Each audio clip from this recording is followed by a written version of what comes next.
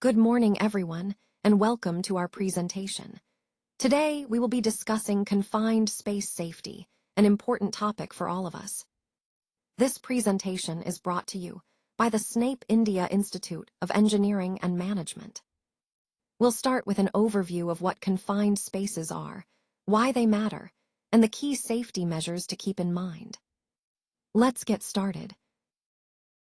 Today, we're focusing on confined spaces, which are a critical safety concern across various industries.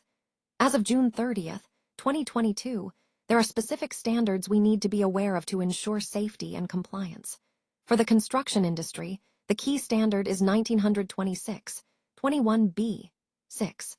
This standard outlines the general requirements and safety protocols for working in confined spaces on construction sites. In addition, the general industry has its own standard, 1910.146, which provides comprehensive guidelines applicable to a wide range of confined space scenarios outside of construction. These standards are essential because they help us identify what constitutes a confined space, the hazards involved, and the safety measures necessary to prevent accidents. Understanding these standards is vital because confined spaces can be dangerous if not managed properly. Things like limited entry points, poor ventilation, and potential for hazardous atmospheres require strict controls. By adhering to these standards, we can ensure that workers are protected and that safety protocols are consistently followed across different work environments. So, recognizing the specific standards for construction and general industry helps us stay compliant and, more importantly, keep everyone safe. Let's talk about confined spaces. A confined space is any enclosed area that has limited openings for entry and exit. These spaces are not designed for people to stay in continuously. Think about storage tanks, heat exchangers, reaction vessels, enclosed drains, sewers, or even excavation sites. These environments can be quite dangerous because they often lack proper ventilation and can contain hazardous atmospheres. Recognizing these spaces is crucial for safety, especially since they are not meant for regular human occupancy. Understanding what makes a space confined helps us take the right precautions to protect ourselves when working around or inside these areas. Let's take a closer look at what OSHA defines as a confined space. Essentially, it's any space that is large enough and has the right configuration to allow a person to enter and perform work. But it's not just about size. The space also has limited or restricted means for entry and exit. That means climbing in and out can be difficult or dangerous. Additionally, these spaces are not intended for people to stay in continuously. They're usually meant for temporary work. Understanding this definition is crucial because it highlights the key factors that make a space potentially hazardous and why special safety procedures are necessary. This connects directly to our overall theme of recognizing and managing risks in confined spaces to keep everyone safe. Today, I want to talk about the hazards you might encounter in confined spaces, specifically focusing on two main types. The first type is hidden hazards, which are often not immediately obvious but can be extremely dangerous. For example, a lack of oxygen is a critical concern because it can lead to suffocation. Interestingly, sometimes there can be an increase in oxygen levels, which might seem safer but can actually create a fire risk. Also, poor ventilation is a common issue that can cause a buildup of hazardous gases. Speaking of gases, the presence of flammable gases or toxic gases can pose serious threats to anyone working in these environments. The second type is existing hazards, which are more visible or obvious but just as dangerous. These include fire and explosions, which can occur if flammable gases ignite. Lack of illumination can also be a hazard, making it difficult to see potential dangers or hazards in the space, increasing the risk of accidents. Understanding these hazards is vital because it helps us better prepare and implement safety measures. Recognizing both hidden and existing hazards allows us to create safer working environments in confined spaces. Now, let's take a closer look at some of the existing hazards you might encounter in a confined space. First, electrical shock is a major concern Coming into contact with live wires or faulty equipment can lead to serious injury or even fatalities. Electrocution is an even more severe risk, so proper grounding and lockout/tagout procedures are essential. Next, we have fall hazards. Working in confined spaces often involves uneven surfaces or limited access points, which can increase the risk of slips and trips. These might seem minor, but they can result in significant injuries if you're not careful. Physical injuries can also occur from handling heavy equipment or tools improperly. Noise is another hazard to be mindful of. Loud environments can cause hearing damage or make communication difficult, which is crucial for safety coordination. Lastly, there's the risk of encountering snakes or other wildlife, which can be startling or dangerous if not anticipated. All these hazards highlight the importance of thorough risk assessment and proper safety measures. Remember, understanding these risks helps us prepare better and work more safely in confined spaces.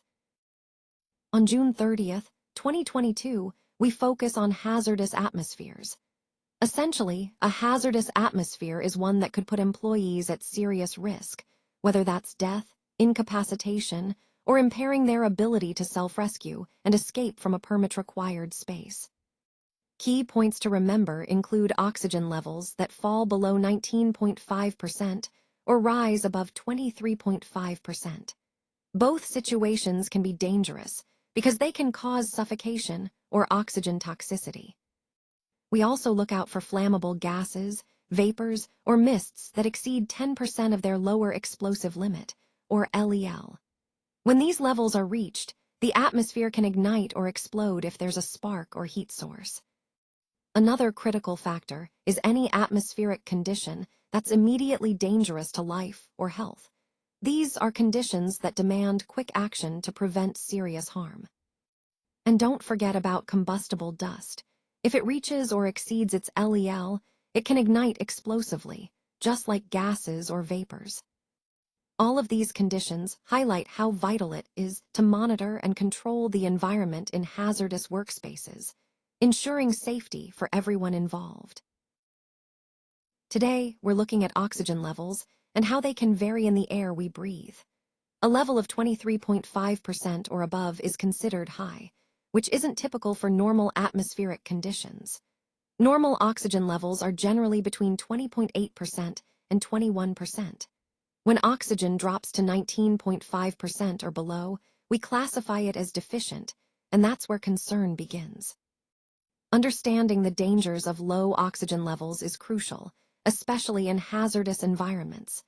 When oxygen levels are between 16 and 12%, you might notice deep breathing, a rapid heartbeat, difficulty paying attention, poor thinking, and trouble with coordination. These symptoms indicate that your body is struggling to get enough oxygen. If the oxygen drops further to between 14 and 10%, the effects become more serious. You could experience faulty judgment, irregular or intermittent breathing, rapid fatigue, which might even lead to heart damage, and your coordination could become very poor. Lips may turn blue, which is a sign of severe oxygen deprivation. At levels of 10% or less, the risks escalate dramatically. Nausea, vomiting, loss of movement, and unconsciousness are common, and without intervention, this can quickly lead to death. The most critical point is that when oxygen levels fall below 6%, spasmodic breathing, convulsions, and death can occur in as little as 8 minutes.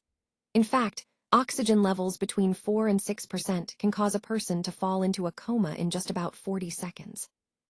Now, when evaluating hazardous atmospheres, it's important to understand these thresholds. Recognizing these signs and understanding the dangers can help us make informed decisions and take appropriate safety measures. Always be aware of the oxygen levels in your environment, as they are directly linked to safety and health. On June 30th, 2022, we see some important data about oxygen levels in the air and their effects on the human body. When oxygen drops to around 16 to 12%, which is below the normal 21%, it can cause deep breathing, a fast heartbeat, and difficulties with attention and thinking. Coordination also becomes poor at this level. As oxygen levels decrease further to about 10%, the effects become more severe. Faulty judgment, intermittent or irregular breathing, and rapid fatigue are common. This fatigue can even lead to heart damage if it continues. Coordination worsens, and lips may start turning blue, indicating a lack of oxygen. When oxygen levels fall to 10% or less, the situation becomes life-threatening. Symptoms include nausea, vomiting, loss of movement, and even loss of consciousness. If oxygen drops even further, below 6%, the consequences are dire. Spasmodic breathing, convulsive movements, and death can occur in roughly 8 minutes. In the most extreme case, with only 4 to 6% oxygen, coma can set in within about 40 seconds. This highlights just how critical maintaining proper oxygen levels is for safety and survival. Understanding these thresholds helps us recognize the dangers of low oxygen and underscores the importance of proper respiratory safety measures in our environments. On June 30th, 2022, we see that the most common toxic chemicals involved in confined space fatalities are hydrogen sulfide and carbon monoxide. Hydrogen sulfide, or H2S, is a gas that you often find in sewers. It can become instantly fatal if someone is exposed to higher levels, especially in confined spaces. For example, disturbing sewage sludge can release this dangerous gas suddenly and without much warning. Then we have carbon monoxide, or CO. This gas typically comes from engines that run on internal combustion or propane, especially when they are operated inside or near confined spaces. The problem is that CO can quickly reach lethal levels in these environments, making it incredibly dangerous to work around engines without proper precautions. Understanding how to evaluate a hazardous atmosphere is crucial. We need to be aware of these chemicals and how easily they can build up in confined spaces. Recognizing the sources and risks helps us take the right safety measures to prevent tragedies. This is a key part of our overall safety approach, being proactive in assessing and controlling hazards before entry. On June 30th, 2022, we observed that other toxic chemicals can be present in confined spaces. These might include welding fumes, vapors from liquid residues stored in tanks, or chemical products that are used within these confined environments.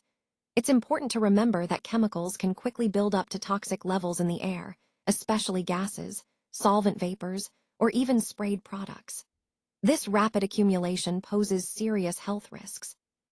When evaluating a hazardous atmosphere, our focus should be on identifying these potential dangers early. We need to assess whether the air contains harmful levels of chemicals before entering. Continuous monitoring is crucial because conditions can change rapidly. Recognizing the signs of a hazardous atmosphere and understanding the type of chemicals involved helps us implement the right safety measures. This is all part of the bigger picture, ensuring that we maintain a safe working environment by being vigilant about chemical hazards in confined spaces. Our goal is to prevent exposure and protect everyone involved. Today, I want to talk about the different types of confined spaces. As of June 30, 2022, there are 4 main types that we need to understand. First, we have the inert entry confined space. This is a space where entry is possible, but it often requires special precautions. Next, there's the little bit toxic confined space. These spaces may contain some hazardous substances, but the risks are relatively lower if proper safety measures are followed. The third type is the construction site confined space. These are particular to construction environments and often involve unique challenges like unstable structures or limited access. Lastly, we have the non-toxic confined space. These spaces are generally safer in terms of chemical hazards, but they can still pose other risks like oxygen deficiency or physical hazards. Recognizing these different types helps us better prepare and implement the right safety protocols, which is essential for maintaining a safe work environment. Today, I want to clarify some important roles and their definitions that are crucial for confined space safety. First, we have the entrant. This is a person who enters the confined space for a specific amount of time and to perform a specific job. Next, there's the attendant, also known as the hole watcher or standby person. This person is responsible for monitoring the work activities inside the confined space. It's important to note that the attendant must be a competent person, meaning they have the knowledge and authority to recognize hazards and respond appropriately. Then we have the supervisor. The supervisor is also a competent person and holds the responsibility for overseeing all confined space work activities. These roles are interconnected, and each plays a vital part in ensuring safety during confined space operations. Understanding these definitions helps us maintain a clear safety protocol and ensures everyone knows their responsibilities. If you find yourself in a situation where avoiding entry into a confined space isn't possible, it's crucial to ensure you have a safe system of work in place. This means using the results of your risk assessment to identify the specific precautions needed to reduce the risk of injury. The precautions will vary depending on the type of confined space, the hazards involved, and the work that needs to be done. It's not enough to just identify these precautions. You must develop a clear, safe system of work that incorporates all of them, and then put that system into practice. Everyone involved in the task needs to be properly trained on the system to ensure safety at every step. Remember, a well-developed and rigorously followed safe system of work is essential to protect everyone and to manage the risks associated with confined space entry effectively. On June 30th, 2022, we focus on the appointment of a supervisor. It's important to understand that supervisors should be entrusted with the responsibility of ensuring safety at every stage of the work. They need to make sure that all necessary precautions are taken before starting and throughout the task. This might mean they have to stay present while the work is ongoing to monitor safety measures and address any issues immediately. Now, when it comes to working in confined spaces, having a safe system of work is absolutely critical. This involves thorough planning, clear procedures, and constant vigilance to prevent accidents. The supervisor's role is vital here. They oversee that these safety protocols are followed and that the confined space work is conducted in a controlled, safe manner. Overall, appointing a competent supervisor and having a robust, safe system of work are key steps in managing risks effectively. It's about creating a safety-first culture and ensuring everyone goes home safe every day. Today, I want to highlight some important considerations regarding whether people are suitable for the work involved in confined spaces. First, we need to ask if they have enough experience of the specific type of work they'll be doing. Experience is crucial because it helps ensure safety and efficiency. We also have to consider what training they have received. Proper training is essential to handle the unique risks in confined spaces. Another key point is the physical layout, which can sometimes impose certain constraints. If risk assessments identify that the space presents exceptional physical challenges, we need to think about whether individuals are of a suitable build to access and work safely in those areas. It's also important to remember that a competent person should look beyond just experience and build. They need to consider other factors like claustrophobia or the ability to wear breathing apparatus comfortably and safely. If there are doubts about an individual's suitability, seeking medical advice is a wise step to ensure their fitness for the task. Overall, when we talk about a safe system of work in confined spaces, assessing these factors helps us protect our team and ensure the work is carried out safely and effectively. On June 30th, 2022, we focus on the importance of isolation when working in confined spaces.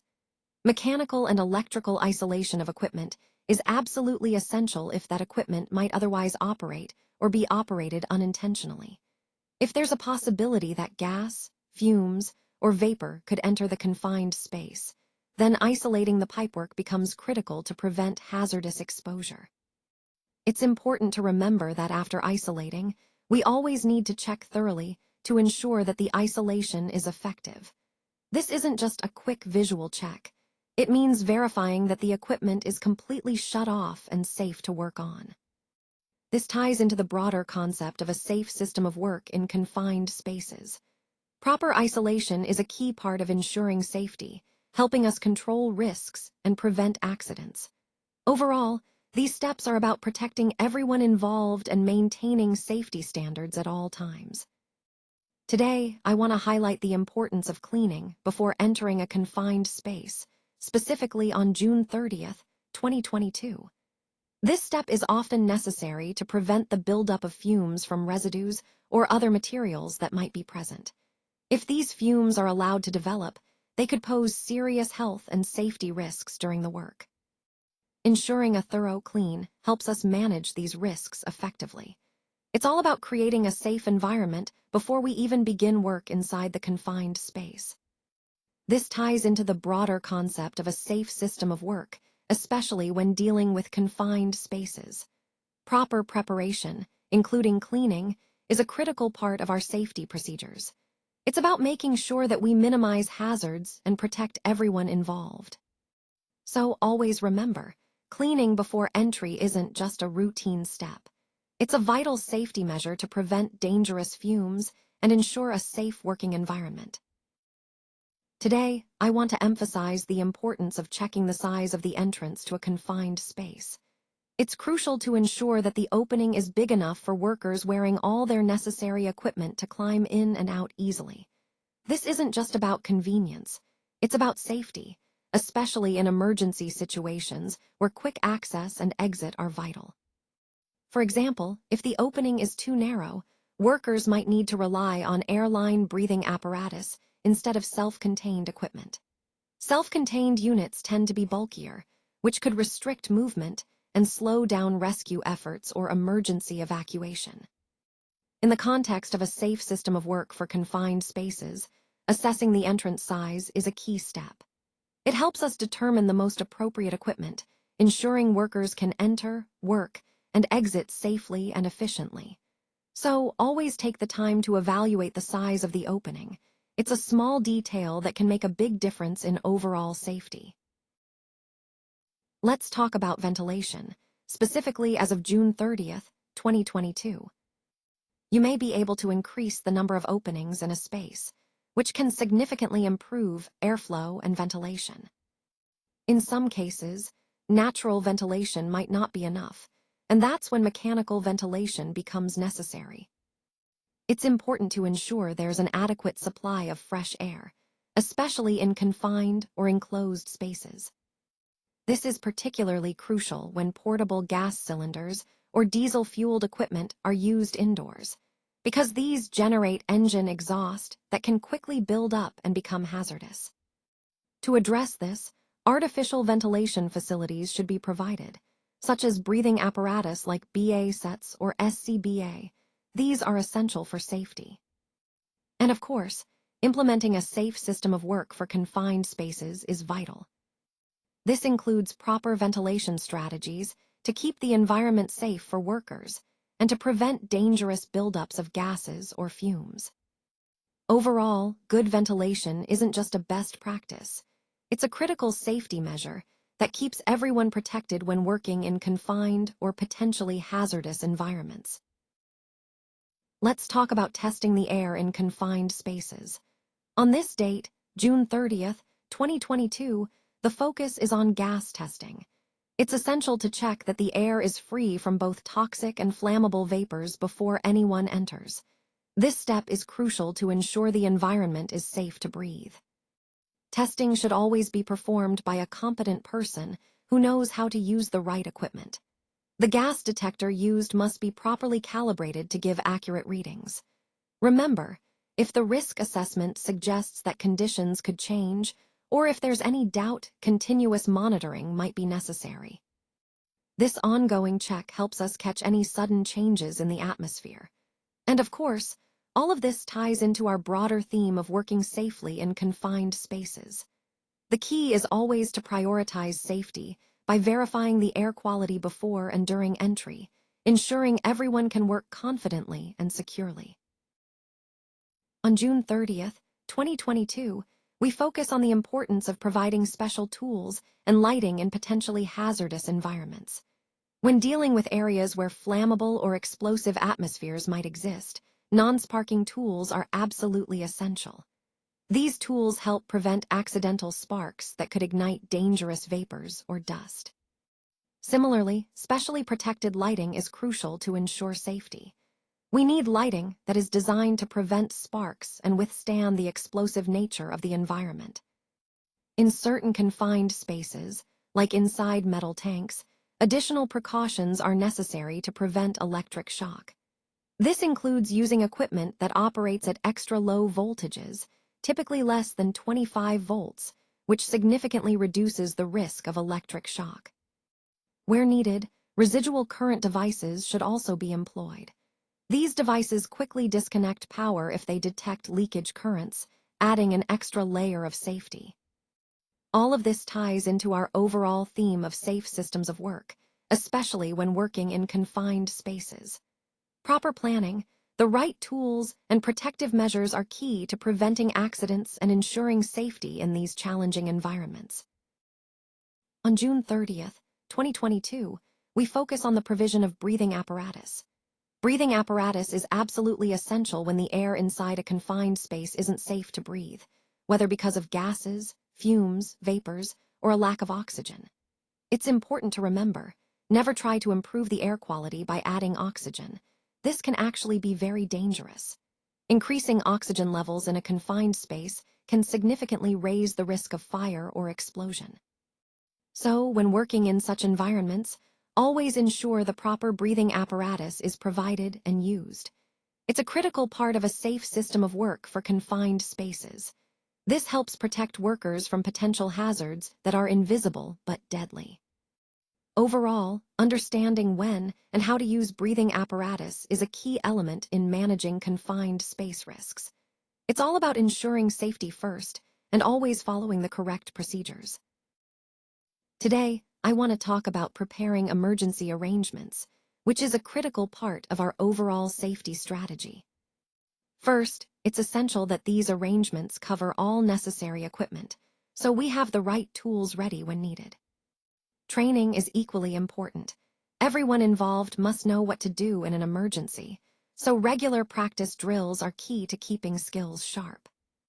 For example, we need a dedicated first aid team that's well-trained to handle medical emergencies promptly. Similarly, a rescue team should be prepared to respond quickly to rescue situations, especially in more complex environments.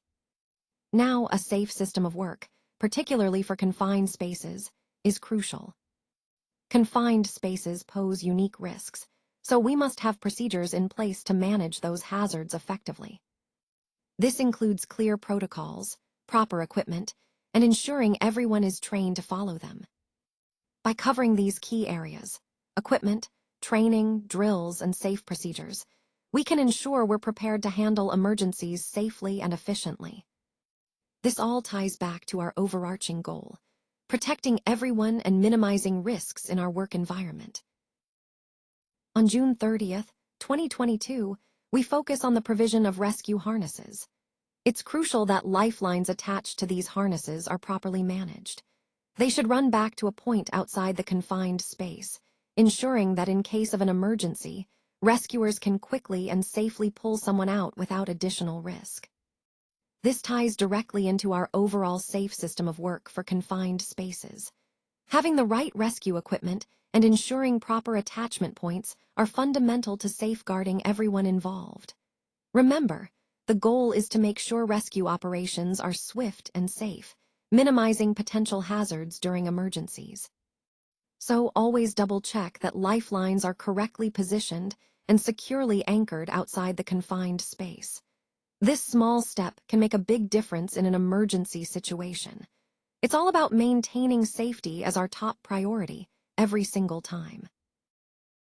Today, I want to emphasize the importance of having a reliable communications system in place.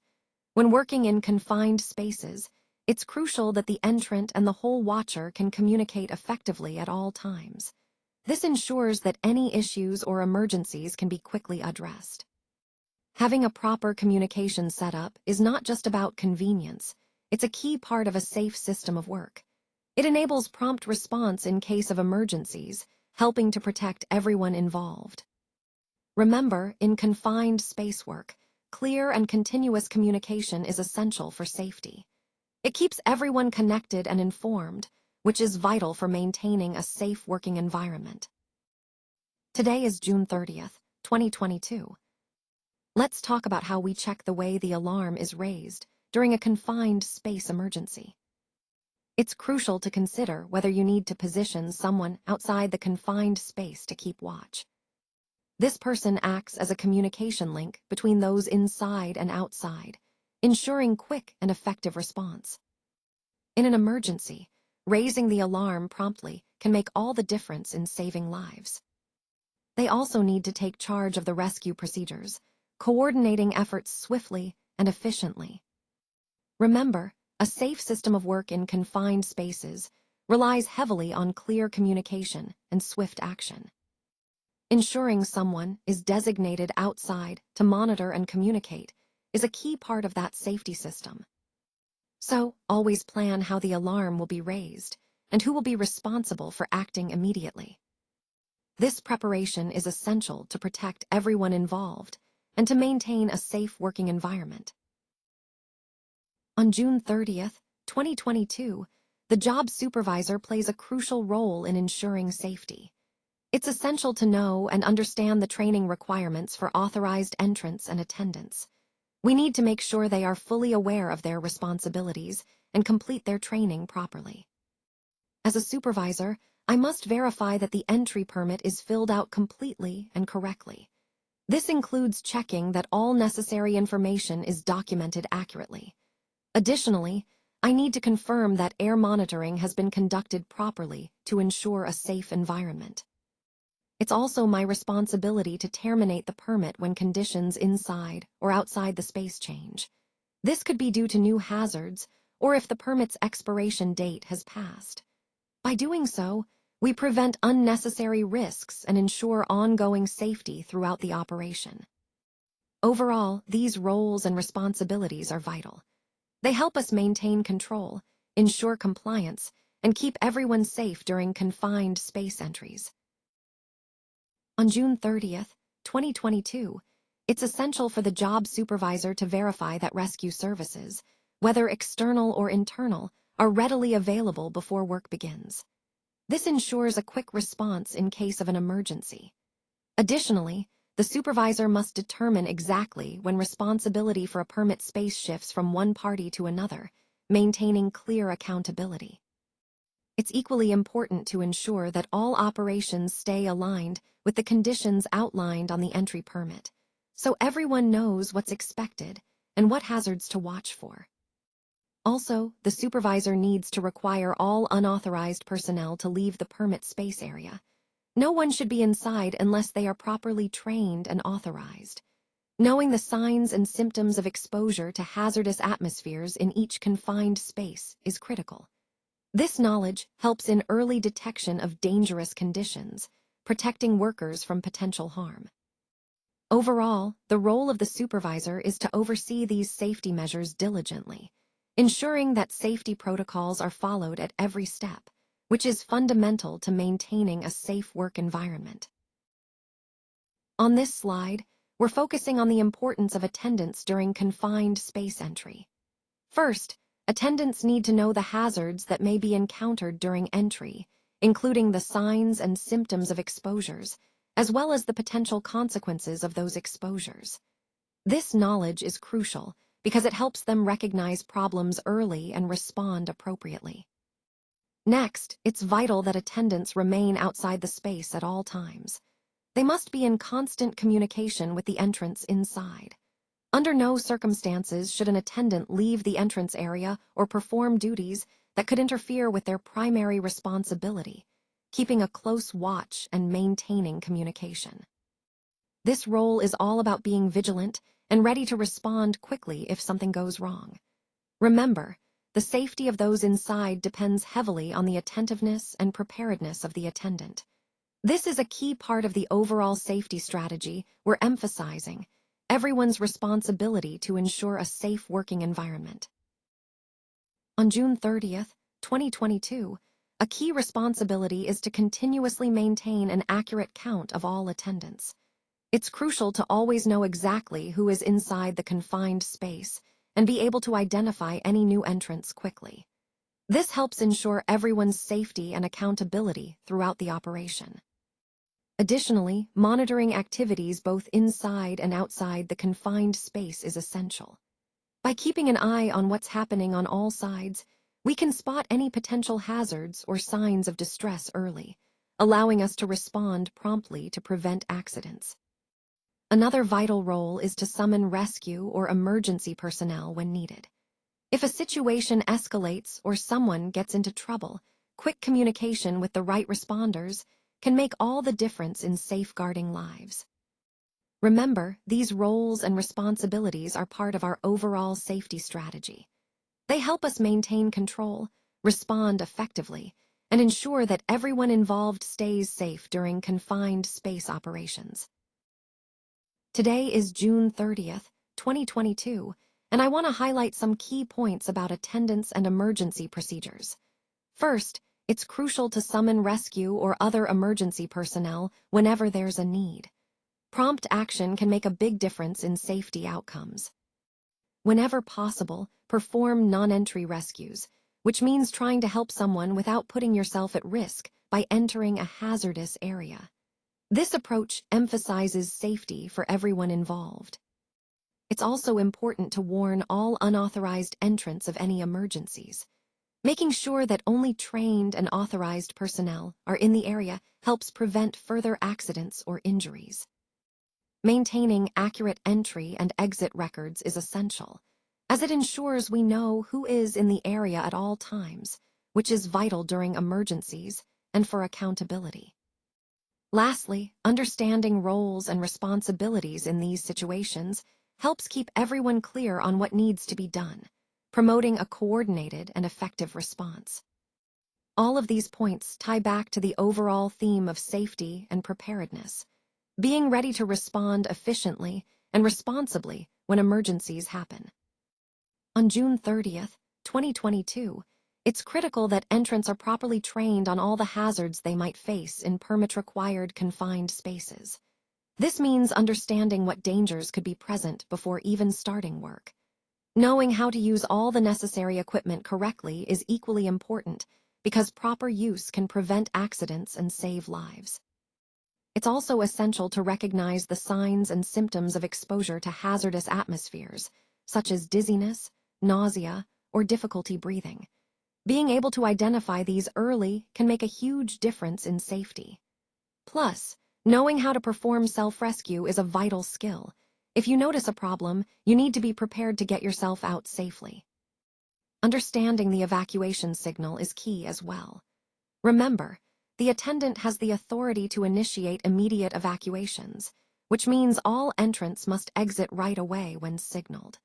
This highlights the importance of clear communication and knowing your roles and responsibilities to keep everyone safe in these potentially dangerous environments.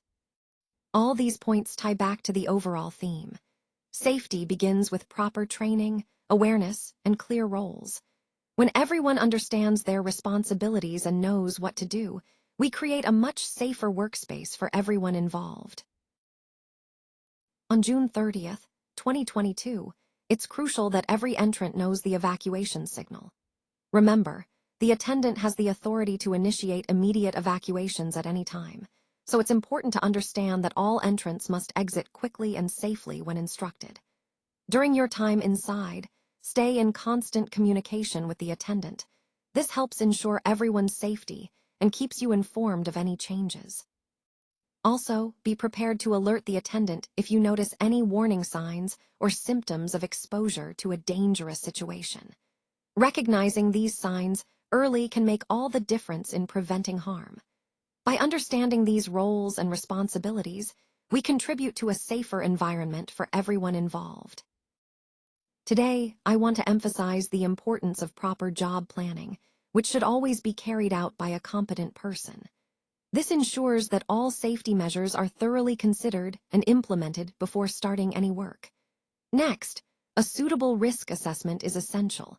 It helps us identify potential hazards and plan appropriate controls to mitigate them.